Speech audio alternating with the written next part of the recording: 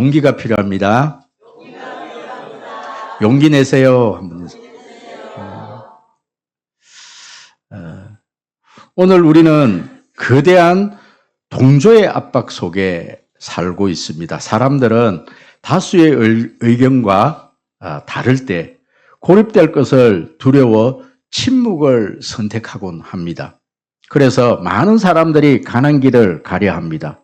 그런데 많은 사람들이 가는 길이라고 해서 그 길이 다 옳은 길은 아닙니다. 2021년 중국 허난성에서 실제 있었던 일입니다. 한 중학교 교사가 학생들에게 국가 행사에서 종교적 신념을 말하지 않겠다는 그런 서약서를 서명하라고 강요를 했습니다.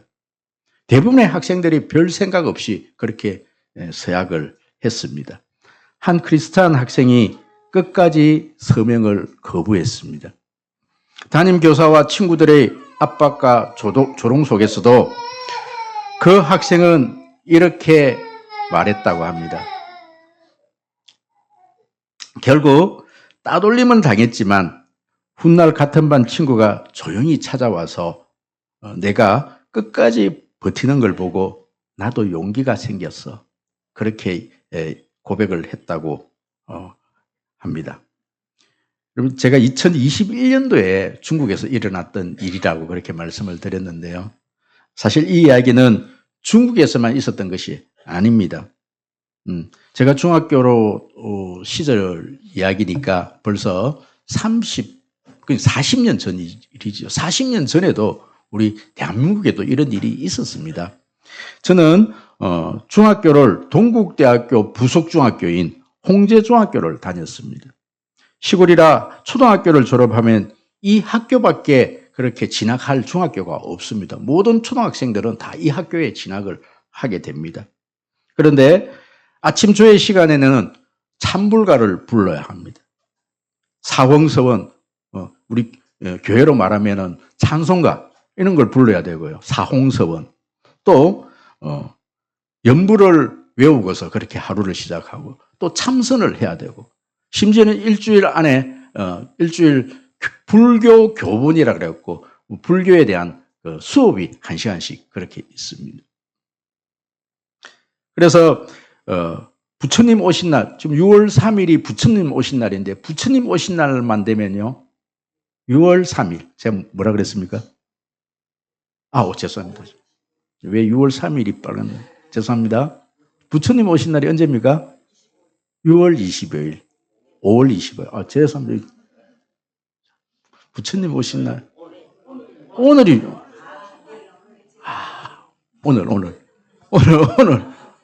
오늘이 부처님 오신 날. 여러분, 부처님 오신 날이 주일이 걸리면요. 가장행렬에 그래갖고, 불교 행사에 모든 학생들이 동원이 되어갖고, 특히 악대부 학생들은 거기 가갖고, 이렇게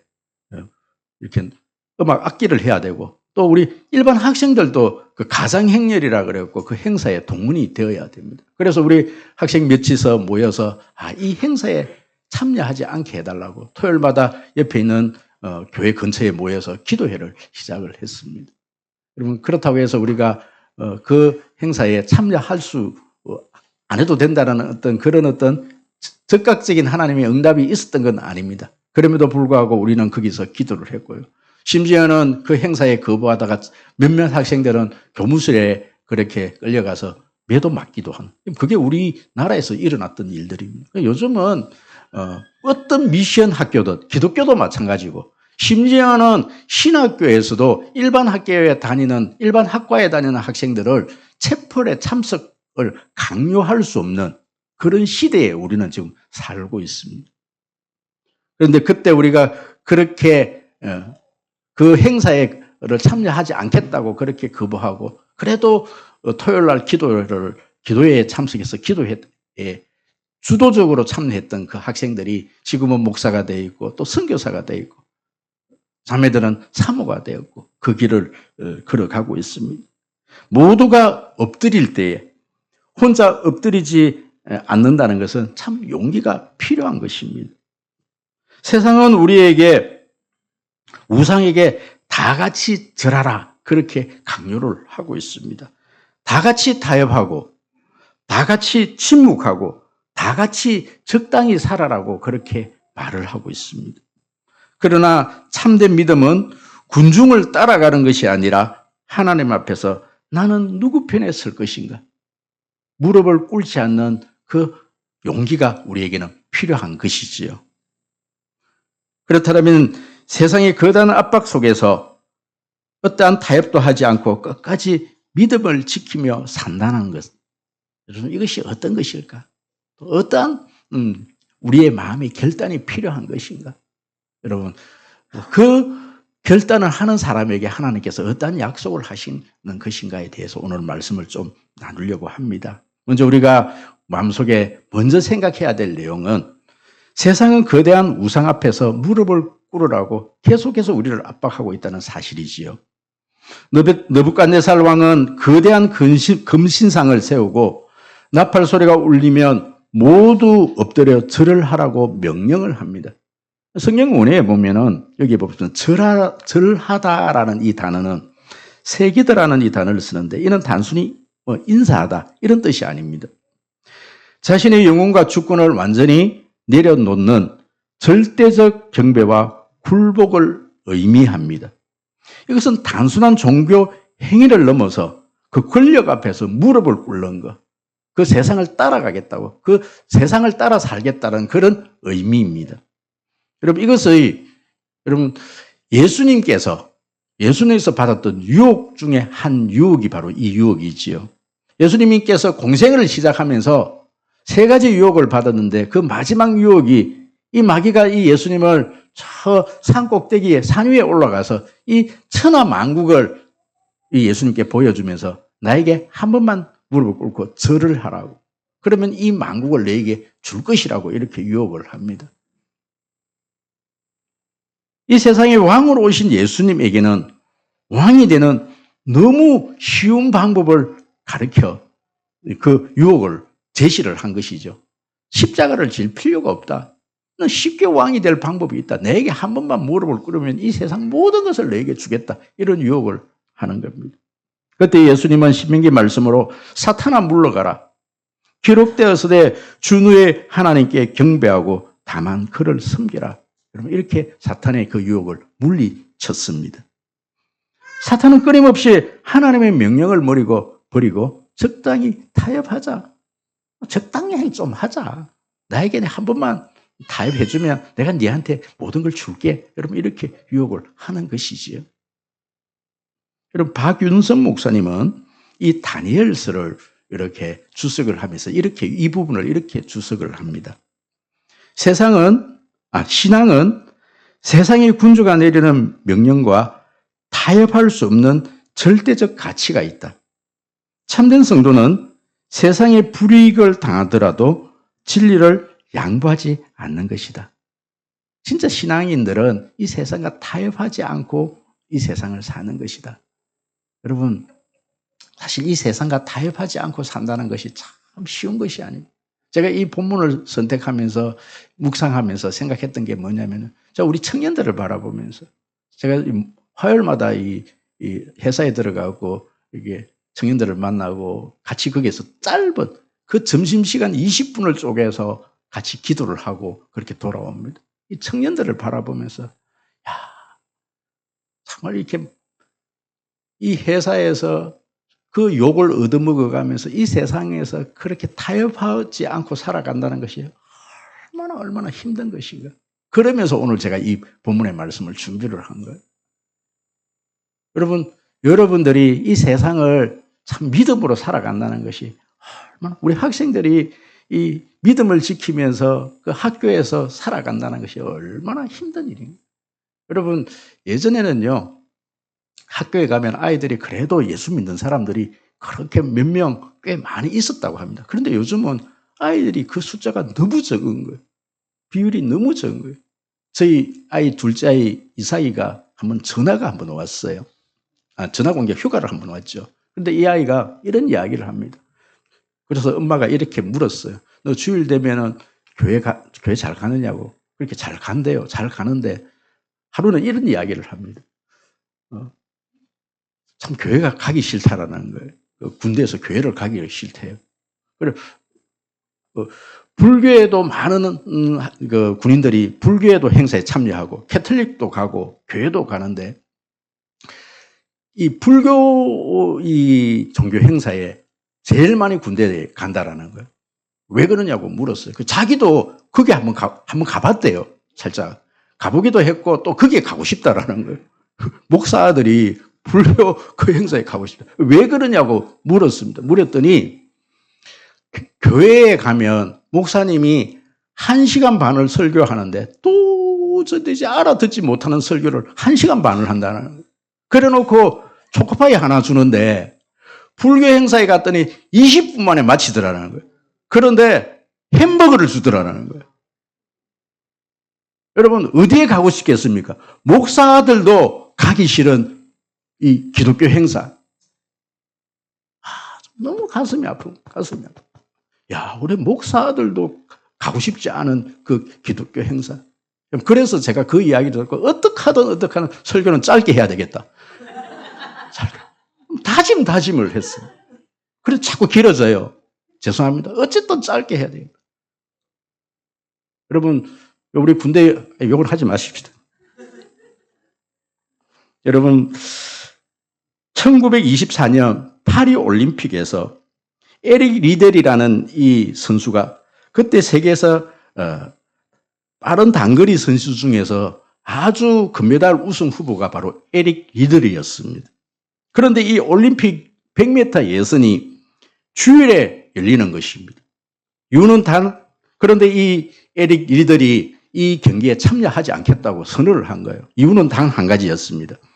십계명의 안식일을 거룩하게 지키는 독실한 그리스도인이었기 때문이었죠. 당시 영국 사회와 언론은 엄청난 비난을 했습니다. 국가를 위해 뛰어야 한다. 금메달보다 종교가 더 중요한 것인가? 심지어 올림픽위원회에서도 압박을 가했다고 합니다. 그러나 이 리델은 조용히 이렇게 말을 했다고 합니다. 나는 주일에는 뛰지 않습니다. 사람들의 기대보다 하나님의 뜻이 더 중요합니다. 결국 그들은 100m에서 금메달을 참여하지 못해서 100m 금메달을 따지 못했고 자기가 준비하지 않은 400m에서 그 경기에 참여해서 그때 그 당시에 47초 6이라는 세계 신기록을 세워서 그 메달을 따게 되었습니다.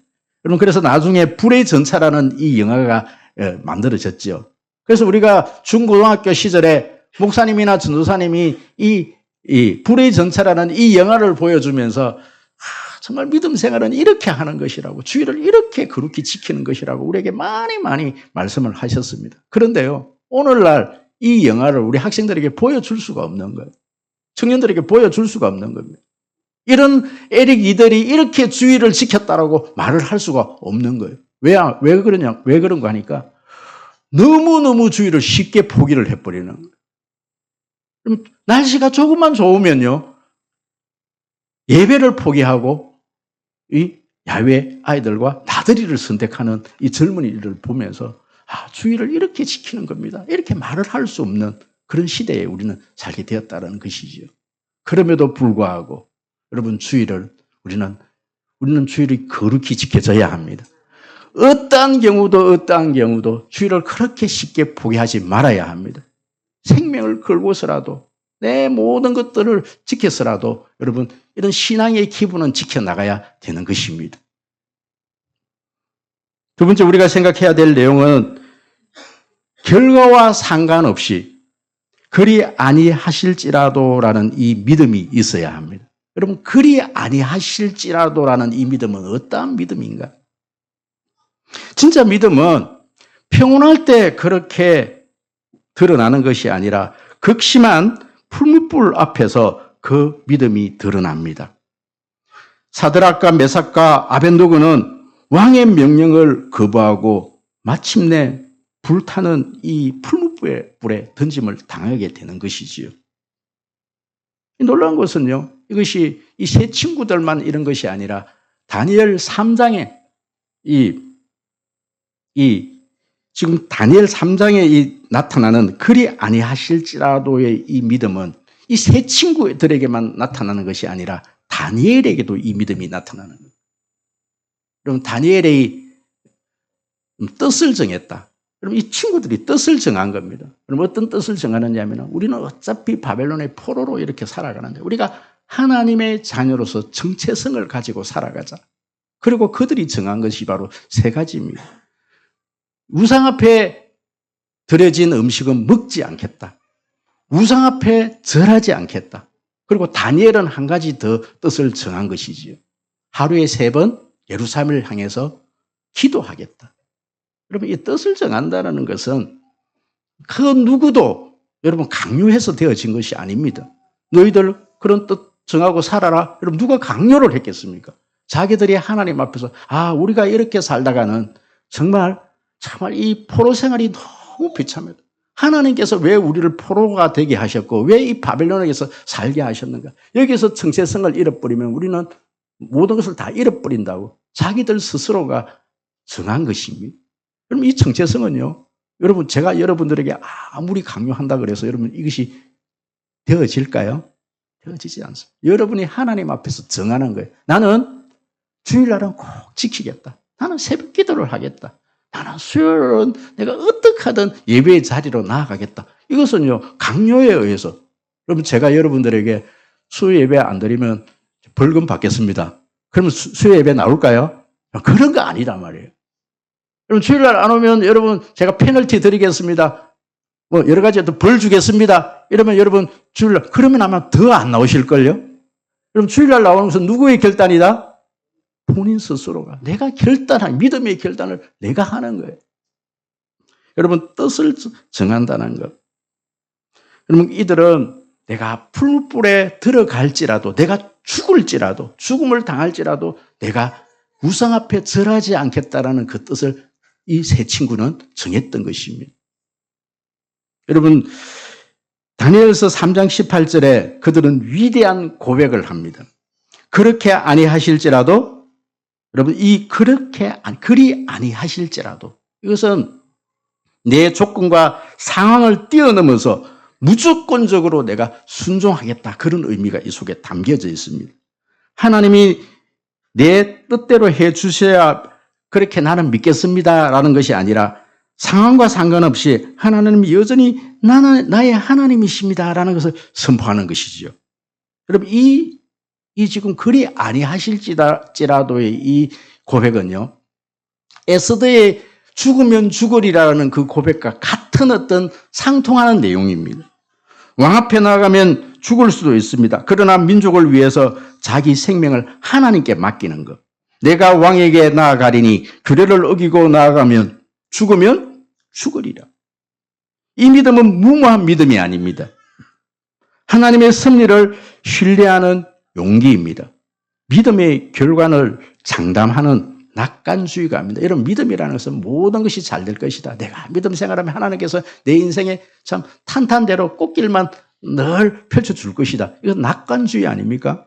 그런데 그것이 참된 믿음이 아니라 하나님이 어떤 결과를 주시든지 내가 그 결과를 내가 그대로 받아들이겠습니다. 그것이 바로 그리 아니하실지라도의 믿음이지요. 팀 켈러 목사님은 진짜 믿음은 하나님이 내가 원하는 것을 주시지 않을 때 비로소 시작된다. 이렇게 이야기를 했습니다. 그럼 제가 성림교회에 와갖고 이렇게 우리 성도님들을 참 여름에 대해서 이렇게 모시고 이렇게 탐방을 간 곳이 주로 순교자 기념관, 양화진 우리 순교자 기념관, 또 전라도 정도에 있는 그 어떤 교회들. 작년에는 마산에 가면서 마산에 있는 순교자 묘를 또 그렇게 갔더라고요. 주로 갔던 곳이 묘, 순교자 이런 데를 제가 갔더라고요. 여러분, 우리가 정도에 갔을 때 문중경 전도사님 기념관을 우리가 탐방을 했습니다. 사실 이 문중경 전도사님 때문에 CCC 총재인 김중곤 목사님도 이 문중경 전도사님 때문에 여러분 이 예수를 믿게 되었고 한국을 움직이는 그런 어떤 굵직한 목사님들이 이 문중경 전도사님 때문에 그렇게 신앙생활을 하게 되었더라고요. 여러분, 이 문중경 전도사님 섬의 어머니라고 불릴 만큼 수많은 섬을 오가면서 복음을 전했습니다. 1950년대 한국 전쟁이 일어났을 때 공산군들이 정도 일대를 점령을 했습니다. 그때에 사람들이 이 교회를 핍박하게 되었고 예수 믿는 사람들을 색출을 하기 시작했습니다. 그때 문중경 전도사님에게 도망을 가라고, 그 섬에 들어가지 말라고, 아니면 조금 숨어 있다가 나중에 그렇게 그 섬에 다시 들어가라고 그렇게 이야기를 했습니다. 그때 문중경 전도사님이 이런 말을 했습니다. 내가 숨어 있으면 성도들이 대신 죽는다. 그러면서 그 정도에 들어갔고 공산당에게 붙들려서 정동리 갯벌에서 그렇게 죽창에 맞아서 그렇게 순교를 당할 때에 공산당들이 문중경 전도사님에게 이 시암탉 하나 때문에 예수 믿는 사람이 계속 생긴다면서 그렇게 죽창으로 찌를 때에 이 문중경 전도사님이 이렇게 이야기를 했다고 합니다. 나는 죽어도 좋으니 우리 성도님들 좀 살려달라고 그렇게 이야기를 하면서 이런 기도를 합니다. 주여, 저들의 죄를 용서하여 주시옵소서. 내 영혼을 받아 주시옵소서. 여러분, 이 기도가 누구의 기도입니까?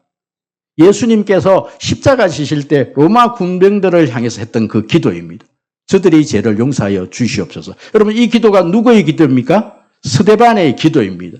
스데반이 죽을 때 자신에게 돌을 던지는 그 사람들에게 저 사람 저들의 죄를 용서하여 주옵소서. 이렇게 기도를 했고, 이 기도를 지금 누가 했다는 거예요? 문중경 전도사님이 했습니다. 여러분, 우리가 그 어떤 교회들을 둘러보면서 정말 보았던 것이 어느 한 교회에 한 가족이, 일가족이 죽으면서 그 부모들이 이 기도를 하는 거예요. 하나님, 저들이 죄를 용서하여 주시옵소서. 저들이 하는 일이 자기들이 모르고 하는 일이라고. 그랬더니 그 아이들이 그 부모를 보면서 그 기도를 하면서 아이들이 순교를 당하는 그런 교회가 있었습니다. 여러분,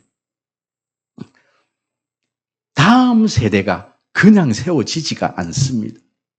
제가 오래 가정에 대해서 그렇게 설교를 하고 우리 부모 세대가 정말 그냥 말로 가르치는 것이 아니라 기도의 현장에 나와서 또 가정에서 교회에서 그 현장에서 정말 살아계신 그 하나님을 증거하는, 그리고 그 하나님이 살아계심을 보면서 예배하는 그 모습을 다음 세대에 좀 보여달라고 그렇게 설교를 했더니 우리 가정에서, 여러 가정에서 우리 예배 드리자 그러면서 아이들 막 모아놓고 막 예배 막 드리니까 아이들이 아빠 왜 안 하는 짓을 하느냐고 막 이렇게 하는 가정도 있고 막 이상한, 왜? 여러분, 이게 왜 자녀들에게 그런 어떤 반응이 일어나느냐면 평소 때 그렇게 안 하다가 오래되어서 한번 그렇게 하니까 그런 얘기가 나오는 거예요. 여러분, 그러지 마시고요. 평소 때 아무 일이 없을 때 무슨 큰 일을 당하고 막 새벽 나오고 기도하는 그 모습이 아니라 평소 때 이 기도하는 모습을 그냥 이 부모님들이 그 기도하는 그 기도의 발자국 소리를 듣고 이 아이들이 자라나는 거예요. 여러분, 농부들이 그렇게 얘기하지 않습니까? 이 곡식들이 누구의 발자국을 듣고? 농부의 발자국을 듣고 자라난다 그러잖아요. 식물들도 농부의 발자국을 듣고 자라난다 그러는데 우리 다음 세대, 우리 자녀들은 누구의 기도 소리를 듣고 자라날까요?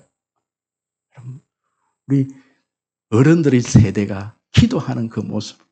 그래서 어떤 부모님은 의도적으로 큰 소리로 그렇게 성경을 아이들 앞에서 주의를 읽는다고 합니다.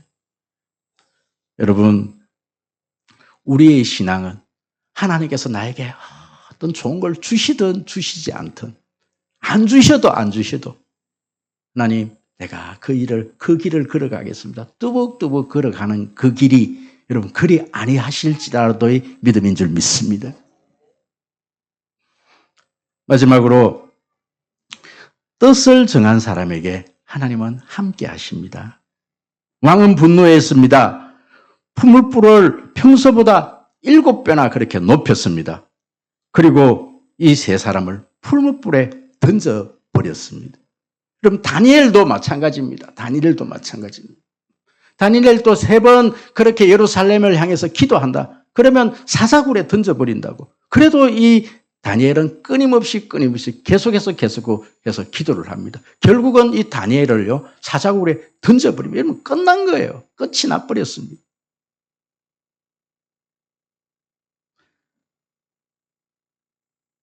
여러분, 이 부분을 칼빈이 어떻게 얘기를 하느냐면, 하나님은 우리를 불꽃에서 면제시켜 주기보다는 그 불꽃 속에서 우리와 동행하심으로 당신의 권능을 더 찬란히 드러내신다.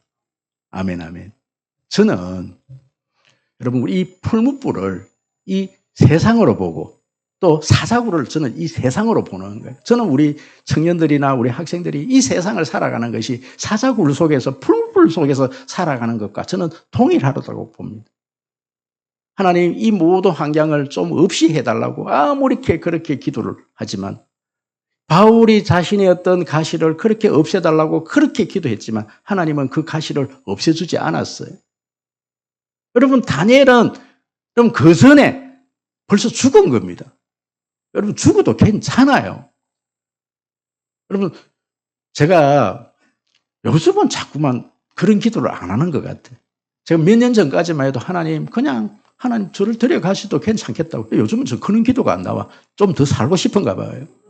이 세상이 너무 좋은가 봐요. 그런데 여러분, 그렇게 풀무불에 던져짐을 당해서 하나님께 부름을 받아도 괜찮습니다. 이 아멘 안 한다니까요. 여러분 봐요. 우리가 풀무불에 던짐을 당해서 사자굴의 입에 던짐을 당해도 그렇게 순교를 당해도 정교사님처럼 정도의 모든 성도들처럼 그렇게 부름을 받아도 괜찮습니다. 아멘. 순교를 아무나 하나님께서 다 그렇게 순교할 수 있는 믿음을 준 게 아니라 그러잖아요. 순교도 아무나 하는 게 아니에요. 그런데 다니엘도요, 순교하는 마음으로 사자굴에 던짐을 당했고 또 풀무불에 그 세 친구들이 그렇게 던짐을 당했어요. 그렇게 하늘나라에 가도 그것은 큰 영광입니다. 아멘. 그런데 하나님께서는 그들을 그 풀무불에서 건져 주셨습니다. 또 다니엘을 사자굴에서 건져 주셨습니다. 왜요? 아직까지 사명이 남아있기 때문에. 사명이 남아있기. 건져 주셔도 감사, 안 건져 주셔도 감사. 여러분, 아닙니다. 하나님 반드시 건져 주셔. 나 좀 더 살아야 되겠습니다. 그런 분 손 한번 들어보십시오. 좀 더 사셔야 되겠습니까? 아멘. 그럼 더 살려주십니다. 살아도 감사. 여러분, 하나님께서 데려가셔도 감사. 요즘은 저는 좀 더 살려달라고 기도해요. 요즘은 살기가 좋은가 봐요. 우리 성도님들 이 교회가 많이 평안한가 봐요.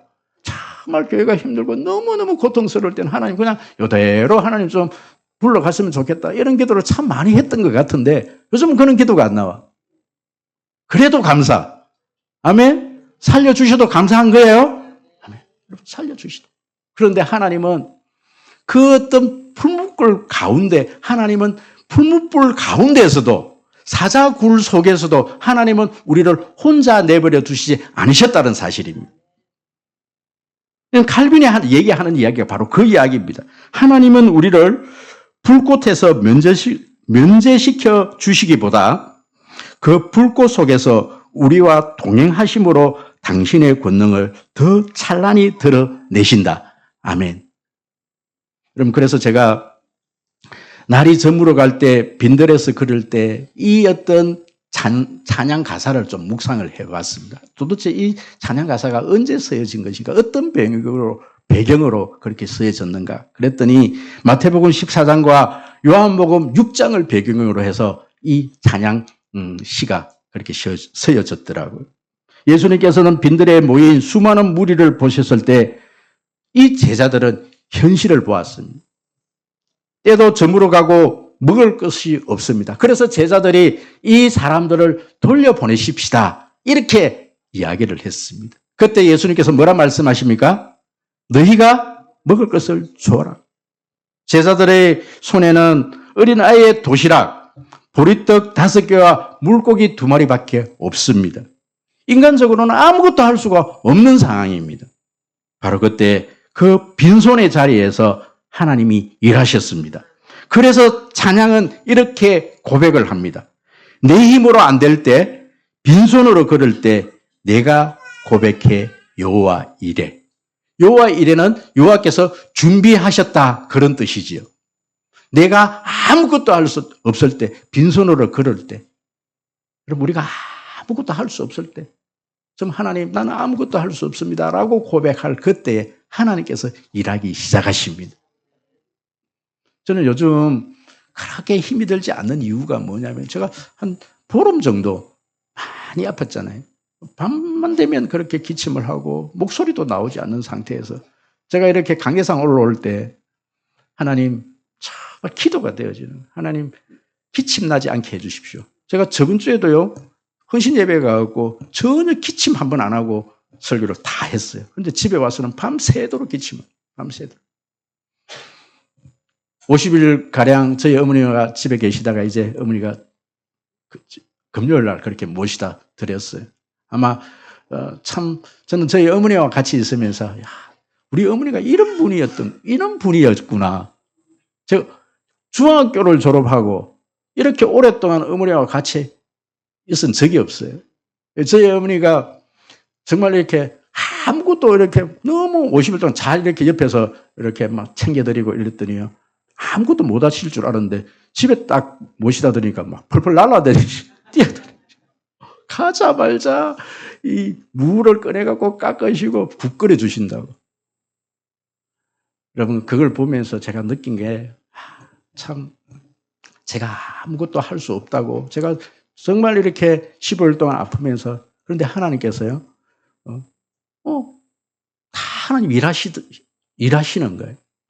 그럼 우리가 약해질 때에, 우리가 아무것도 할 수 없을 때에, 그때부터 하나님 일하십니다.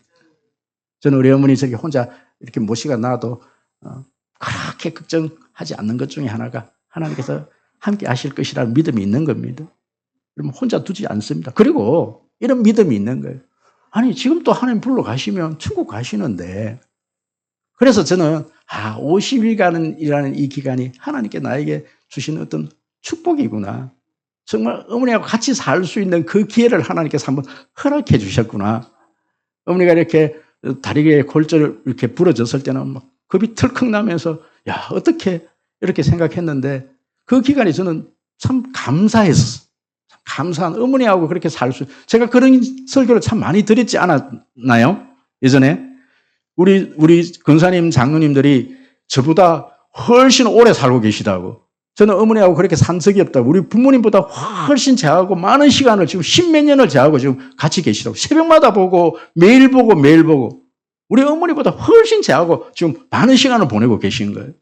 뭐 제가 하고 뭐 산다는 게 그렇게 뭐 행복한 일이 아닐 수도 있어요. 뭐 참 괴로운 일인데 목사님 왜 그렇게 설교하십니까? 이렇게 하실 수도 있는데 우리 어머니 입장에서 한번 생각해 보십시오. 우리 어머니 입장에서는 얼마나 아들하고 살고 싶겠어요. 그런 아들이에요. 저는 그런 아들입니다.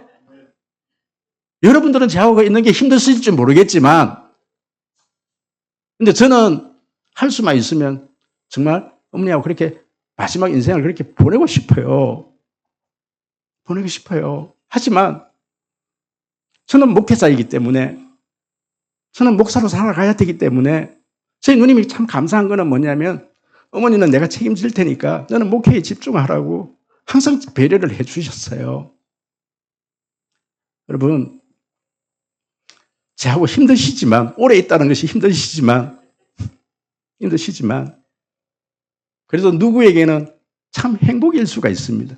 여러분, 할 수만 있다면 저희 어머니와 같은 마음으로 저와 함께 이렇게 살아가는 것이 행복이기를 소원합니다.